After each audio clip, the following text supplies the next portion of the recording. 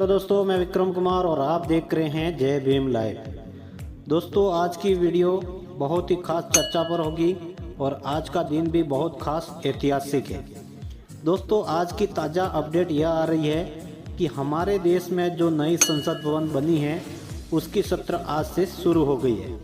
दोस्तों, हमारे प्रधानमंत्री जी ने पुरानी संसद के अंदर कल आखिरी भाषण दिया, जिसके चलते कुछ विपक्षी पार्टियों के लोगों का तो यह भी कहना है कि पुरानी संसद का जैसे मोदी जी का आखिरी भाषण दिया गया है, ठीक उसी प्रकार नए संसद के अंदर भी उनका ये आखिरी साल होगा। तो दोस्तों, विपक्षी पार्टियों का कहना है कि 2024 में प्रधानमंत्री मोदी जी नई संसद के अंदर नहीं बैठ पाएंगे। ऐसी तमाम बातें विपक्ष के लोग कर रहे हैं। दोस्तों, जब से हमारा देश आज़ाद हुआ था और तब से लेकर आज तक हमारी पुरानी संसद के अंदर 7,500 सांसदों ने अपना कार्यकाल किया है, अपना योगदान दिया है।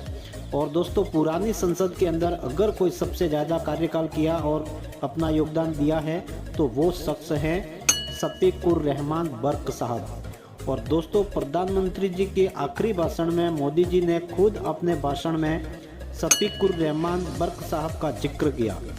और दोस्तों, मोदी जी ने समाजवादी पार्टी के सांसद शफीक उर रहमान बर्क साहब का जिक्र क्यों किया? तो दोस्तों, शफीक उर रहमान बर्क साहब की उम्र काफ़ी ज़्यादा है, वो अभी 93 ईयर्स के हो गए हैं। और शफीक उर रहमान बर्क साहब 4 बार विधायक रह चुके हैं और 5 बार सांसद रह चुके हैं। इसी के चलते दोस्तों, शफीक उर रहमान बर्क साहब ने हमारी पुरानी संसद के अंदर सबसे ज़्यादा समय बिताया है। इसलिए ही मोदी जी ने अपने आखिरी भाषण में उनकी चर्चा की है। प्रधानमंत्री जी ने शफीक उर रहमान बर्क साहब की तारीफ की है। लेकिन दोस्तों, शफीक उर रहमान बर्क साहब का क्या कहना है ये भी आप जान लीजिए। उनका कहना है कि भारतीय जनता पार्टी जल्दी में नई संसद का सत्र चालू करने के पीछे बहुत बड़ी वजह है। और उनकी वजह यह है कि भारतीय जनता पार्टी इंडिया गठबंधन से डरी हुई है और बीजेपी सोच ही कि अगर 2024 लोकसभा चुनाव में इंडिया गठबंधन की सरकार बन जाएगी तो हमें जो नए बिल बनाने हैं, नए बिल पास करने हैं, वो नहीं हो पाएंगे। इसी के चलते दोस्तों, बीजेपी ने नई संसद की शुरुआत की है। दोस्तों, यह कहना है शफीक उर रहमान बर्क साहब का।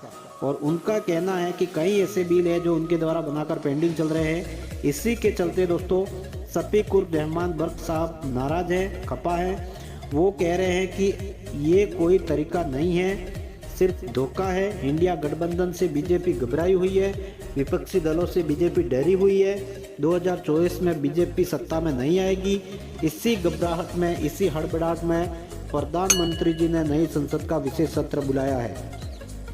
यहाँ पर कानून लाए जाएंगे, यूसीसी का कानून लाया जाएगा, एक देश एक चुनाव का कानून लाया जाएगा, इंडिया भारत का नाम बदलकर सिर्फ भारत रखा जाएगा, सीए, एनआरसी, एनपीआर, ऐसे कई तरह के कानून लाए जाएंगे। जैसे कई सारे आरोप बीजेपी के ऊपर विपक्षी पार्टियां लगा रही है।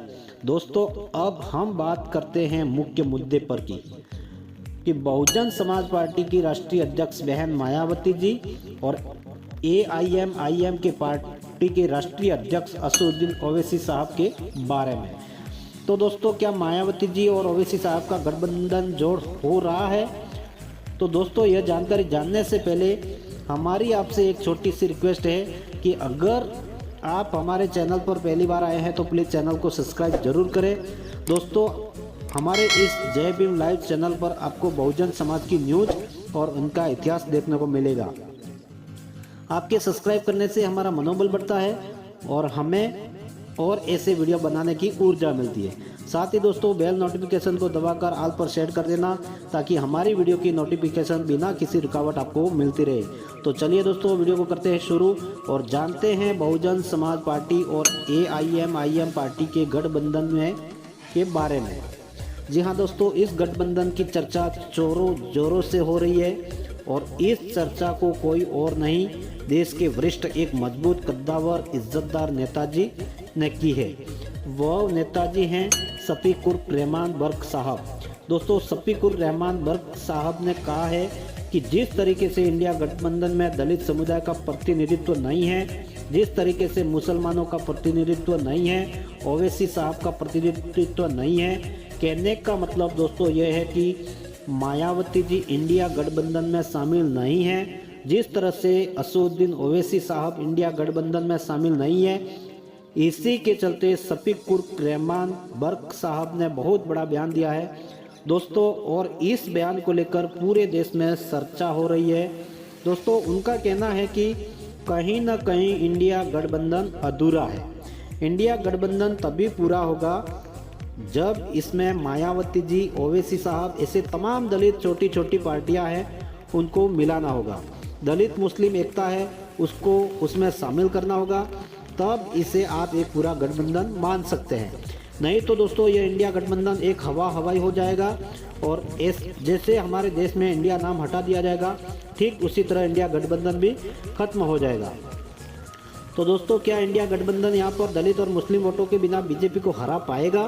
कभी नहीं, क्योंकि दोस्तों आप दलित मुस्लिम का वोटिंग समीकरण देखिए। कुछ लोग इस बात को हल्के में लेते हैं, लेकिन अगर दलित और मुस्लिम चाहे तो देश की तरक्की बदल सकता है। और दोस्तों दलित मुस्लिम की एकता हो गई तो वो अपने देश को एक अम्बेडकरवादी प्रधानमंत्री दे सकते हैं। और क्या दोस्तों अब समय की मांग नहीं लगता है आपको कि दलित और मुसलमान इकट्ठा हो जाए? जहां पर एनडीए गठबंधन इकट्ठा हो सकता है, इंडिया गठबंधन इकट्ठा हो सकता है, तो क्या दलित मुस्लिम इकट्ठा नहीं हो सकते हैं? दोस्तों अब शफीक उर रहमान बर्क साहब ने मायावती जी और ओवैसी साहब को साथ लाने की वकालत की है, और इंडिया गठबंधन को क्यों अधूरा मान रहे हैं उनके बयान को आप देख लीजिए। दोस्तों बर्क साहब ने कहा है कि बीजेपी इंडिया गठबंधन से घबराई हुई है, इसलिए ओवैसी और मायावती जी सहित जितने भी विपक्षी दल हैं उनको भी इंडिया गठबंधन में आना चाहिए, लाना चाहिए। अगर वह शामिल नहीं होंगे और अलग तीसरा मोर्चा बनाएंगे तो इससे नुकसान होगा। देश में जो मुद्दे हैं वह पार्लियामेंट का विशेष सत्र में बुलाया है, विपक्ष को भी उसमें जाना चाहिए, मैं भी जाऊंगा। जब पूरा विपक्ष एकजुट होगा तभी भारतीय जनता पार्टी का मुकाबला हो सकता है। अगर विपक्ष के नेता अपनी अपनी राय को अलग अलग रखेंगे और अपनी ताकत को बांट देंगे तो इससे विपक्ष बिखर जाएगा। दोस्तों अगर तीसरा गठबंधन बना तो इंडिया गठबंधन का खेला हो जाएगा, और जो राष्ट्र पार्टियां इंडिया गठबंधन में शामिल नहीं हैं और अम्बेडकरवादी विचारधारा रखती हैं और वो सभी पार्टियां मिल जाएं तो तीसरा गठबंधन बन सकता है। तो इस बात पर इंडिया गठबंधन के नेताओं को सोचना होगा, विचार करना होगा कि कैसे इंडिया गठबंधन में मायावती जी को शामिल किया जाए। और दोस्तों मायावती जी भी ऐसे ही शामिल होने वाली नहीं है, इसलिए इंडिया गठबंधन को कुछ देना पड़ेगा, और वह क्या देना पड़ेगा आपको भी पता है, क्योंकि जब तक इंडिया गठबंधन मायावती जी को प्रधानमंत्री का चेहरा नहीं बनाते हैं तब तक बहन कुमारी मायावती जी इंडिया गठबंधन में शामिल नहीं होने वाली है। अब दोस्तों मायावती जी को और ओवैसी साहब को बहुत जल्दी इंडिया गठबंधन में लाना होगा। लेकिन दोस्तों जहां तक मायावती जी का सवाल है, उन्होंने साफ कहा है, मायावती जी ने ऐलान तो यह किया है कि बसपा 2024 लोकसभा चुनाव अकेले ही लड़ेगी, ना ही इंडिया के साथ जाना चाहती है और ना ही एनडीए के साथ जाएगी।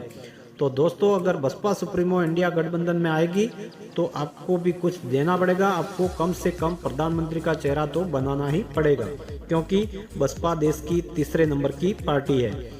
तो दोस्तों ये जानकारी आपको कैसी लगी कमेंट में ज़रूर बताएं। वीडियो अच्छी लगी हो तो वीडियो को लाइक करें, अपने परिवार दोस्तों में शेयर करें, चैनल को सब्सक्राइब करें। मिलते हैं नए वीडियो के साथ में, तब तक के लिए जय भीम, नमो बुद्धाय, धन्यवाद।